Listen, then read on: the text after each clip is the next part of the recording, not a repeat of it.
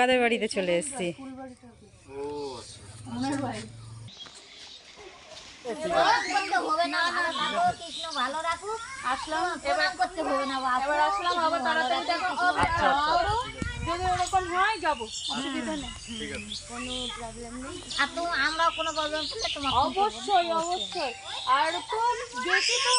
কি খেত মাসিমা, পরের বাড়ি যখন আসবো কি খাবো? বন্ধুরা ফাইনালি এখন আমরা বাড়ি চলে যাচ্ছি। মাসিমা একটু টাটা। মাসিমা টাটা। টাটা, সবাই ভালো থাকো, আবার আসো।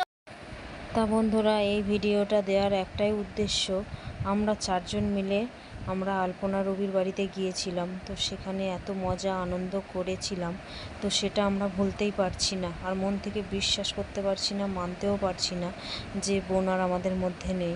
তাই ঈশ্বরের কাছে প্রার্থনা করব, বোন তুমি যেখানেই থাকো সুস্থ থাকো, ভালো থাকো। ঈশ্বরের কাছে প্রার্থনা করব তুমি যেখানেই থাকো সবসময় ভালো থেকো।